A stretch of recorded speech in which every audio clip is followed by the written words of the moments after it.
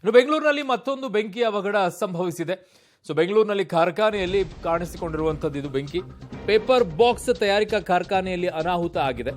ಗಂಗಮ್ಮನಗುಡಿ ಠಾಣಾ ವ್ಯಾಪ್ತಿಯಲ್ಲಿ ನಡೆದಿರುವಂತಹ ಘಟನೆ. ಫ್ಯಾಕ್ಟರಿಯಲ್ಲಿದ್ದ ಪೇಪರ್ ಬಾಕ್ಸ್ ವಸ್ತುಗಳು ಸುಟ್ಟು ಕರಕಲಾಗಿ ಹೋಗಿದೆ. ಬೆಂಕಿ ನಂದಿಸೋಕೆ ಈಗ ಅಗ್ನಿಶಾಮಕ ಸಿಬ್ಬಂದಿ ಹರಸಾಹಸವನ್ನ ಪಡ್ತಾ ಇದ್ದಾರೆ.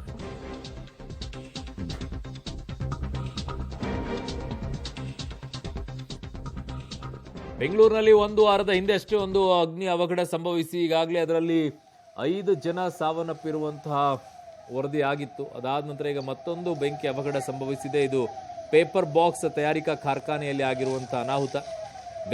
ಗಂಗಮ್ಮನಗುಡಿ ಠಾಣಾ ವ್ಯಾಪ್ತಿಯಲ್ಲಿ ಆಗಿದೆ. ಇದು ಫ್ಯಾಕ್ಟರಿಯಲ್ಲಿದ್ದಂಥ ಪೇಪರ್ ಬಾಕ್ಸು ವಸ್ತುಗಳು ಎಲ್ಲವೂ ಕೂಡ ಸುಟ್ಟು ಹೋಗಿದೆ. ಅಗ್ನಿಶಾಮಕ ಸಿಬ್ಬಂದಿ ಏನೋ ಪ್ರಯತ್ನ ಪಡ್ತಾ ಇದ್ದಾರೆ, ಬಟ್ ಕಂಟ್ರೋಲಿಗೆ ಬರ್ತಾ ಇಲ್ಲ ಅಲ್ಲಿ. ಈ ಕಡೆ ಬರ್ರಿ.